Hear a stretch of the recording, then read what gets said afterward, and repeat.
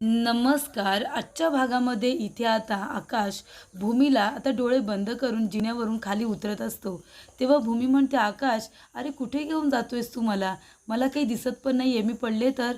आकाश म्हणतो, "भूमी, अगं किती बडबड करतेस तू? आपला नेहमीचा जिना आहे की नाही? मी कसं बरं तुला पडून देईन? आणि मी आहे ना, मी पकडले तुला. मी गाईड पण करतोय की नाही? चल बरं आता राईट चल, लेफ्ट चल." असं तो तिला बरोबर सांगत असतो. आणि नंतरला इथे भूमी म्हणते, "आकाश, अरे कुठे घेऊन जातोयस? आपण पोचलो का?" तेव्हा इथे आकाश म्हणतो, "हो, आपण पोचलोय आणि मी आता तुझे डोळे उघडतोय." तेव्हा इथे भूमी म्हणते, "आकाश, माझ्यासाठी काही सरप्राईज आहे का?" तेव्हा आकाश म्हणतो, "आता तूच बघ ना तुझ्या डोळ्यांनी." तेव्हा इथे भूमीचे डोळे उघडल्यानंतर आकाश म्हणतो, "हे बघ, तुझ्यासाठी खूप छान आणि मस्त असं सरप्राईज आहे." तेव्हा भूमीला खूपच जास्त आनंद होतो. तेव्हा इथे भूमी म्हणते, "काय आहे आकाश याच्यामध्ये?" तेव्हा आकाश म्हणतो, "तूच बघ ना." तेव्हा इथे भूमी आता जो काळा कपडावरती टाकलेला असतो तो हळूच बाजूला करते. तेव्हा त्याच्यामध्ये खूप सुंदर असं डिझाईन केलेलं असतं. खूपच सुंदर अशी फुलं असतात आणि इथे छान असा ग्राफ तयार केलेला असतो. तो बघून इथे भूमीला खूपच जास्त छान वाटतं.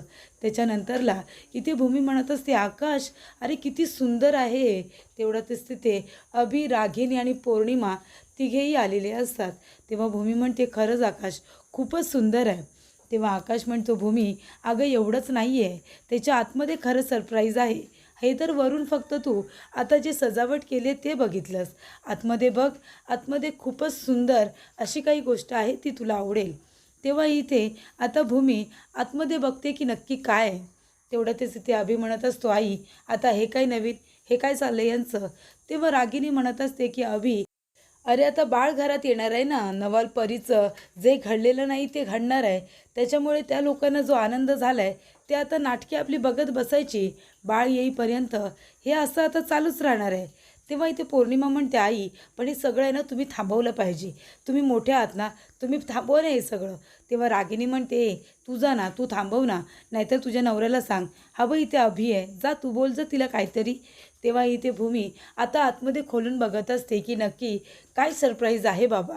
तर इथे आकाशने खूपच जास्त छान अशा पद्धतीने थँक्यू असं तिला म्हणालेलं असतो आणि त्याच्यावरती लिहिलेलं सुद्धा असतं की थँक्यू म्हणून. आणि त्याच्यामध्ये भूमीचे आणि आकाशचे छोटे छोटे फोटो आता इथे कोलॅज करून त्या थँक्यूमध्ये बसवलेले असतात आणि त्या प्रत्येक फोटोबद्दल त्यांची एक स्पेशल मेमरी असते. तेव्हा इथे भूमीला आनंद होतो. ती म्हणते, "आकाश, खरंच खूप सुंदर आहे रे." आणि एका बाजूला इथे लहान मुलांचे फोटो सुद्धा तयार केलेले असतात. असे लहान मुलांना आवडतात तसे कार्टून तयार केलेले असतात. क्यूट क्यूट फोटोज त्या बाजूला असतात. तेव्हा भूमी ते सगळं बघते आणि खूपच खुश होते. तिला हे सरप्राईज खूपच जास्त आवडतं. तेव्हा आकाश म्हणतो की "भूमी, अगदी पहिल्या दिवसापासून तू मला सांभाळून घेतलंस आणि आतापर्यंत सुद्धा तू माझ्याबरोबर आहेस आणि आम्हाला आनंदाची एवढी मोठी बातमी दिलेली आहेस. हा आजचा दिवस फक्त आणि फक्त तुझ्यामुळे आम्हाला सेलिब्रेट करायला मिळतोय. त्यासाठी तुला खरंच खूप खूप थँक्यू." तेव्हा इथे भूमीला खूप आनंद होतो. ती सगळ्यांसमोरच इथे आकाशला मिठी मारते. तेव्हा इथे अथर्व म्हणत असतो, "बरं बरं ठीक आहे, आता सेलिब्रेट आपल्या सगळ्यांना एकत्र येऊन करायचं होतं. पण जर तुम्हाला दोघांनाच करायचं असेल तर मग आम्ही सगळेजण जातो ना रूममध्ये." तेव्हा इथे आकाश आणि भूमी आता दोघेही हसायला लागतात. त्यानंतर अथर्व जातो आणि खूपच सुंदर असा केक तो बाहेर घेऊन येतो. तेव्हा इथे भूमी आणि आकाश दोघंजणं मिळून इथे आता केक कट करतात. दोघांनी केक कट केल्यानंतर आजी म्हणतात की "चला चला, आधी दोघांनी एकमेकांना केक भरवा." तेव्हा इथे आकाश भूमीला आणि भूमी आकाशला दोघे एकमेकांना केक भरवतात आणि मग बाकीच्या सगळ्यांना दोघंजण आपल्या हाताने केक भरवतात. तर इथे आकाश, इथे पौर्णिमा, अभि आणि रागिनीला केक भरवतो, तर इथे भूमी आजी आणि अथर्वला केक भरवते. तेव्हा आकाश म्हणतो की "भूमी, आपण दोघंजण आईला एकत्र केक भरवूया, दोघंजणं सोबत." तेव्हा भूमी म्हणते, "हो आत्या, आता आम्ही तुम्हाला दोघंजणं एकत्र केक भरू. आता आनंदसुद्धा तेवढा महत्त्वाचा आहे ना, डबल आनंद आहे, म्हणून तुम्हाला दोघेजणं मिळून केक भरवतो."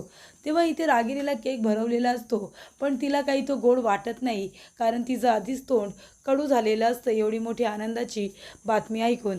त्यानंतर इथे आकाश आपल्या रूममध्ये येऊन आता इथे अंथरूण पांघरूण व्यवस्थित करत असतो, बेड व्यवस्थित लावत असतो. तेव्हा भूमी म्हणते, आकाश तू हे काय करतोयस? अरे माझं नेहमीचं काम आहे ना, मी करेन ते, दे इकडे, माझ्याकडे दे. तेव्हा आकाश म्हणतो, अजिबात नाही, आता आजपासून हे सगळं मी करणार आहे, तू काही करायचं नाही. आणि चल आता वेळेवरती झोपायचं आहे, झोप कशी पूर्ण झाली पाहिजे. तू ये बरं इथे, शांतपणे बस आणि झोप. तेव्हा भूमी म्हणते, आकाश अरे मला लगेच झोप नाही येणार आहे, मी 2-3 दिवस तुझ्याशी बोललेले नाही आहे, मला तुझ्याशी छान गप्पा मारायच्या आहेत, मला थोडंसं बोलू दे बरं तुझ्याबरोबर. तेव्हा इथे आकाश म्हणतो, अजिबात नाही, आपण नंतर बोलू, आधी तू विश्रांती घे, आराम कर. तेव्हा इथे भूमी खूप जास्त हालचाल करत असते. आकाश म्हणतो, भूमी अगं हे काय आहे, तू किती हलतेस तुला माहिती आहे का, काय एवढी हालचाल करतेस? तेव्हा भूमी म्हणते, आकाश तुला सांगितलं ना मला नाही झोप आहे, मग मी काय करू? तेव्हा इथे आकाश म्हणतो, बरं ये इकडे ये. आणि तो आता भूमीला आपल्या जवळ घेतो आणि तिला आता थोपटून झोपवण्याचा प्रयत्न करत असतो. तेव्हा इथे भूमी म्हणत असते की आकाश तू आहे ना असेच माझे आता लाड कर, असंच मला रोज थोपटून झोपवा, कारण 9 महिनेच मी तुझ्याकडून माझे लाड करून घेऊ शकते, नंतरला बाळ आल्यावरती ही सगळी ड्युटी माझीच असणार आहे ना. तेव्हा आकाश म्हणतो हो. तेव्हा इथे भूमी म्हणते म्हणजे? तेव्हा आकाश म्हणतो नाही, हो हो, ही ड्युटी तुझीच असणार आहे ना, पण भूमी मी सुद्धा माझ्या लेकीला असंच थोपटून झोपवणार आहे. तेव्हा भूमी म्हणते, लेकच कशावरून, मुलगासुद्धा होऊ शकतो ना, मला तर मुलगा हवा आहे. तेव्हा आकाश म्हणतो नाही, मुलगी, मला तुझ्यासारखी मुलगी हवी आहे. तेव्हा भूमी म्हणते नाही, मला तुझ्यासारखा मुलगा हवा आहे. तेव्हा आकाश म्हणतो, अजिबात नाही, मला तर मुलगी हवी आहे. तेव्हा इथे भूमी म्हणत असते की आकाश मला माहिती आहे, म्हणजे तिने तुला बाबा बाबा करून अख्ख्या घरभर फिरायला हवं आहे आणि मी एकटी पडायला हवी आहे म्हणून म्हणतोयस ना तू. तेव्हा आकाश म्हणतो, अगदी बरोबर. तेव्हा भूमी म्हणते, अजिबात नाही आकाश, अरे मुलगा झाला तर तो शेवटपर्यंत आपल्याबरोबर इथेच राहील आणि मुलगी झाली तर मोठी झाल्यानंतर लग्न करून दुसऱ्यांच्या घरी जाईल, मग काय करायचं आपण? तेव्हा इथे आकाश म्हणतो, भूमी अगं आपण घर जावई शोधू ना, तो पण चांगला, आणि मग आपल्या मुलीला आपण आपल्या जवळच ठेवायचं. तेव्हा इथे भूमी म्हणते, आकाश किती स्वार्थी आहेस तू. तेव्हा ती म्हणत असते की अजिबात नाही, मला तर बाबा मुलगा हवा आहे. तेव्हा इथे आकाश म्हणत असतो की मला तर मुलगी हवी. त्यापेक्षा भूमी आपण दोघंजणं भांडतोय कशाला, आपल्याकडे डबल ऑप्शन आहे ना. म्हणजे मला असं वाटतंय की आपल्याला जर जुळं झालं तर एक मुलगा आणि एक मुलगी. तेव्हा भूमी म्हणते, कदाचित 2 मुली पण होऊ शकतात, 2 मुलं पण होऊ शकतात. तेव्हा इथे आकाश म्हणत असतो, बरं बरं, ते सगळं आता आपण नंतर बोलूया, इथे आपण महत्त्वाच्या मुद्द्याकडून भरकटतोय. तुला विश्रांती घ्यायची आहे, ती सुद्धा वेळेवरती. ये बरं इकडे ये, मी तुला थोपटून झोपवतो. तेव्हा इथे भूमी पुन्हा त्याच्या खांद्यावरती आपलं डोकं ठेवते आणि आकाश तिला कवटाळून आता छान पद्धतीने थोपटून झोपवत असतो. आणि एवढं सगळं होऊनसुद्धा, एवढी तिची सेवा करूनसुद्धा आकाश सकाळी लवकर उठून आपलं काम करत बसलेला असतो. तेव्हा अभि, रागिनी, पौर्णिमा तिथे येतात. तेव्हा रागिनी म्हणत असते, आकाश काय रे सकाळ सकाळ काम करतोयस? तेव्हा आकाश म्हणतो, हो आई, मी सकाळी 6 वाजल्यापासूनच उठलो आहे, मी तयार होऊन माझं काम करत बसलो ना, आता घरामध्ये बाळ येणार आहे, मग आता काम तर दुपटीने करायलाच हवं, कारण का मला बाळाला सगळ्या सुखसोयी द्यायच्या आहेत, मला भूमीची काळजी घ्यायची आहे, तिलासुद्धा काही कमी पडू द्यायचं नाही आहे मला, मला तिला अगदी क्वीनसारखं जपायचं आहे, म्हणजे प्रिन्सेससारखं, आणि माझ्या मुलाला प्रिन्स लाईफ द्यायची आहे, म्हणजे तो अगदी इथे राजकुमारासारखा फक्त वाढला पाहिजे, जे काही हवं आहे ते सगळं त्याला मिळालं पाहिजे. मग आता एवढं सगळं जर करायचं असेल तर दुपटीने मेहनत तर करायलाच पाहिजे. तर इथे हवालदार माने आलेले असतात. तेव्हा इथे आता आकाश जाऊन त्यांना भेटतो, पाणी वगैरे विचारतो. तेव्हा इथे माने म्हणतात की नाही नको, मला पाणी वगैरे नको आहे. तेव्हा इथे माने म्हणतात की गायकवाड सरांनी सांगितलं होतं तुमची भेट घ्यायला, इकडे मी राऊंडअपला आलो होतो ना म्हणून. तेव्हा आकाश म्हणतो की माने, मी माझ्या आईवडिलांची एक केस रिओपन केली, त्याची काही माहिती मिळाली का? तेव्हा माने म्हणत असतात की हो, त्याच्या बदल्यामध्ये 2 गोष्टी लक्षात आल्यात, ते म्हणजे तो गॅरेज आणि तो मेकॅनिक, या 2 गोष्टी आम्हाला आता कळलेल्या आहेत. तेव्हा इथे अभि आणि रागिनी दोघेही खूप जास्त घाबरतात आणि एकमेकांना खाणाखुणा करत असतात. तेवढंच इथे आकाश म्हणतो, बरं ठीक आहे, अजून काही अपडेट असेल तर ती मला नक्कीच द्या. त्यानंतर माने तिथून गेल्यानंतर आकाश येऊन आता पुन्हा आपल्या जागेवरती बसतो. तेव्हा इथे पौर्णिमा म्हणते की आकाश भाऊजी, अहो तुम्ही काय काय करताय? तेव्हा इथे रागिनी म्हणते, नाहीतर काय, ते सुद्धा मला न सांगता. तेव्हा इथे आकाश म्हणतो की आई, अगं तुझ्या डोक्याला आधीच काही कमी व्याप आहे का? त्याच्यामध्ये अजून तुला मी हे सगळं काय सांगू? तेव्हा इथे रागिनी म्हणत असते की आकाश, तुझ्या आयुष्यामध्ये एवढा मोठा आनंदाचा क्षण आला आहे, अरे तू बाबा होणार आहेस, तू सेलिब्रेट कर ना, काम कर, सगळं सेलिब्रेट कर, ह्या बाकीच्या सगळ्या गोष्टींमध्ये तू कशाला लक्ष घालतोयस? तेव्हा इथे अभि म्हणत असतो की बरोबर आहे रे आकाश, तू आता बाळाकडे आणि होणाऱ्या बाळाकडे आणि ऑफिसकडे लक्ष दे, ह्या बाकीच्या गोष्टींकडे आई लक्ष देईल ना. तेव्हा आकाश म्हणतो अजिबात नाही, मुलगा म्हणून माझी काही जबाबदारी आहे की नाही, मी आता बाबा होणार आहे. पण जर मी मुलगाच जर चांगला नसेल, मी मुलगा म्हणून जर बेस्ट नसेल, तर मी बाबा म्हणून बेस्ट का बरं होणार आहे. मला असं नाही वाटत. मला माझ्या आईवडिलांना न्याय मिळवून द्यायचा आहे. त्यांना जर कुणी मारलं असेल तर त्या माणसाला मला शिक्षा द्यायची आहे. तेव्हा त्यांना न्याय मिळवून देईन, तेव्हाच मी बेस्ट बाबा होईन असं मला वाटतं आणि ते मी करणार आहे. तेव्हा भूमी म्हणते की आकाश बरोबर आहे, कारण तुझ्या आईवडिलांचा हा काय अपघात झाला नव्हता, त्यांना अकालीन मृत्यू आलं होतं. कारण का त्यांचा कुणीतरी घातपात घडून आणला होता, जाणून बुजून त्यांना कुणीतरी मारले. आकाश, तुलासुद्धा चांगलंच माहिती आहे, तुझ्यावरती आणि माझ्यावरती सुद्धा खूपदा हल्ला झालेला आहे. आपल्या दोघांनासुद्धा खूप वेळा मारण्याचा प्रयत्न केला गेला आहे, पण आपलं नशीब चांगलं म्हणून आपण वाचत आलो आहे. तेव्हा इथे भूमी म्हणते आकाश, आता आपण दोघेच नाही आहोत, आपण तिघे आहोत. आता आपलं बाळ येणार आहे.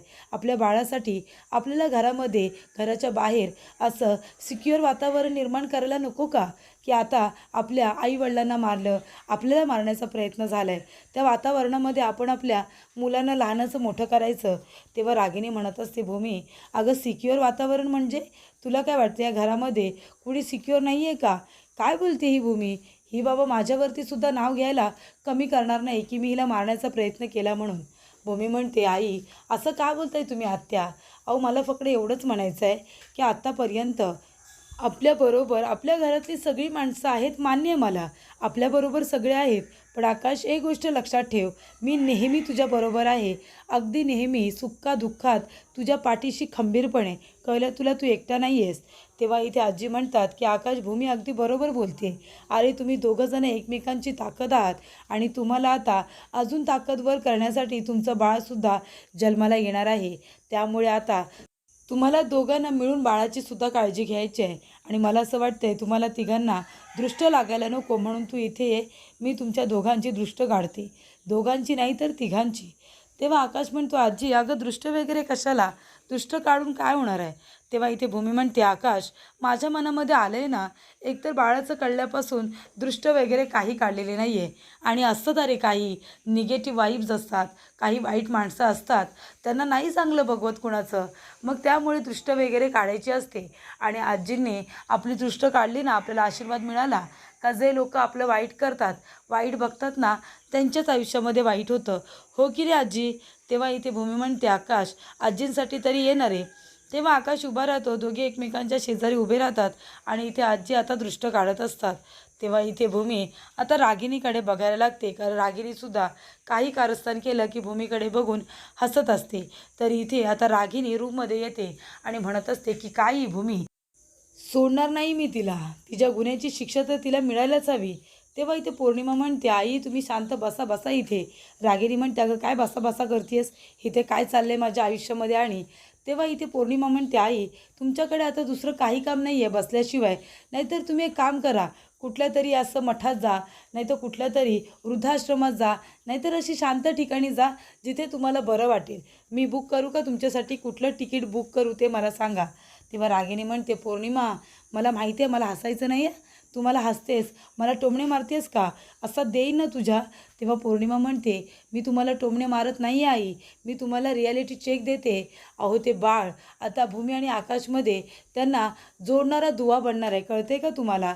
तेव्हा इथे भूमी म्हणत असते की आकाश, अरे आपल्या घरातली लोकं तर आहेत, पण कधीकधी आपल्या बाळाला आपल्याला आता सिक्युअर वातावरण द्यायचं आहे, त्याच्यामुळे घरातल्या लोकांवरती तरी काय विश्वास ठेवणार, असं तिला म्हणायचं असतं. तेव्हा इथे रागिणी म्हणते की पौर्णिमा अगं काय म्हणालीस तू, जे काही बोलीस ना त्याच्यावरून आता मला एक छान आयडिया सुचलेली आहे. ती भूमी काय म्हणत होती, तर ते बाळ त्या दोघांना जोडणारा दुवा बनणार आहे ना, मग आपण एक काम करूया ना, त्याच दुव्याचा वापर करून आता त्या दोघांना एकमेकांपासून कायमचं वेगळं करूया ना आपण. म्हणजे इथे आकाशला भूमीचा चांगलाच राग येईल, असंच काहीतरी करायला पाहिजे. तर पुढील भागामध्ये आपण बघूया, इथे रागिनी आता भूमीच्या जेवणामध्ये विष मिसळत असते आणि म्हणत असते की चला आजचा हा भूमीचा शेवटचा दिवस आहे आणि शेवटचं जेवण. तेव्हा इथे आकाश आता भूमीला आपल्या हाताने भरवायला जातो. भूमी म्हणते की आकाश काय टाकले याच्यामध्ये तुला माहिती आहे का. रागिनी आत्याने याच्यामध्ये विष टाकले, विष. तेव्हा इथे रागिनी म्हणते, भूमी अगं काय बोलतेस तू? मी तुझ्या जेवणामध्ये विष का घालेन? मी का करेन असं, सांग ना तू. तेव्हा इथे भूमी म्हणते, हो का, तुम्ही नाही का विष टाकले? तेव्हा आकाश म्हणतो, भूमी अगं तू आईवरती किती मोठा आरोप करतेस, तुला कळतंय का? तिने तुझ्यासाठी काळजीने एवढं जेवण आणलं आणि तू तिलाच गुन्हेगार म्हणतेस. तेव्हा इथे भूमी म्हणते, हो ना, तुझ्या आईवरती विश्वास आहे ना, मग भरव तुझ्या आईला, आधी त्यांना एक घास खाऊ दे. तेव्हा इथे आकाश म्हणतो, आई हे बघ, भूमीचा काहीतरी गैरसमज झाला असेल, तू काही चुकीचं नाही केलेस ना, मग खा ना, एक घास खा. तेव्हा रागिनी भूमीकडे बघत असते आणि भूमी तिला खायला खुणावत